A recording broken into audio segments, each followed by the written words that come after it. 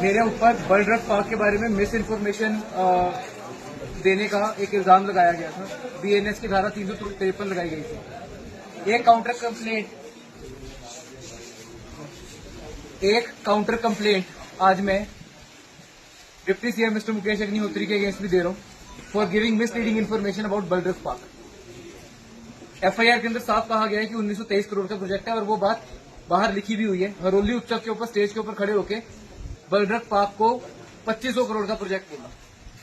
उसके बाद black and white broadcasters के इंटरव्यू के ऊपर 2400 करोड़ का प्रोजेक्ट बोला, जबकि ये सिर्फ 1923 करोड़ का प्रोजेक्ट है। एनजीटी के अंदर मैं एप्लीकेंट हूं।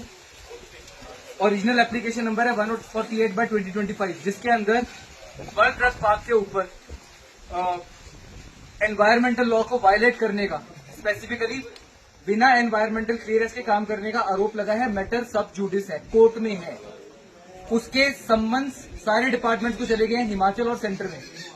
उस इंफॉर्मेशन को आज तक डिपार्टमेंट की तरफ से कभी भी लोगों के साथ साझा नहीं किया गया। जितना बताया मैंने बताया, ओके, वो भी मिस इन्फॉर्मेशन है। कोर्ट में केस चला हुआ है एनजीटी के अंदर, ट्रिब्यूनल के अंदर। उसके बावजूद अखबार में न्यूज निकाली गई कि 984 करोड़ के टेंडर निकाले जा रहे हैं।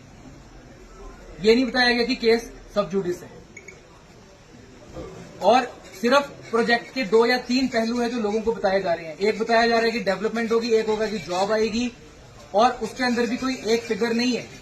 पर उसके अलावा जब उनसे बात की जा रही है कि हम प्रोजेक्ट के अगेंस्ट नहीं है, पर हमसे बात की जाए कि इसके अंदर से केमिकल्स क्या निकलेंगे, उस केमिकल्स का नुकसान क्या हो सकता है, अगर तो कोई प्रदूषण नहीं होगा तो वो बात भी लोगों के साथ कर लो कि हाँ 100% हम कंट्रोल कर लेंगे।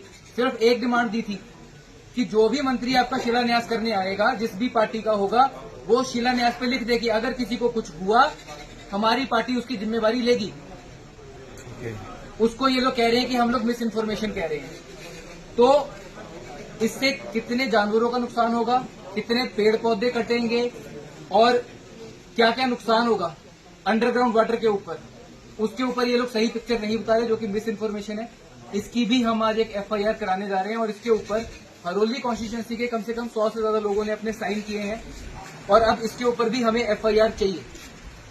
जितनी तेजी से एक आम आदमी के ऊपर इन्होंने एफआईआर की है, उतनी तेजी से हमें इसके ऊपर भी एफआईआर। आपने पहले कहा था कि आपको 3 एफआईआर रजिस्टर मिली नहीं है, क्या लगता है आपको ये मिलेगी?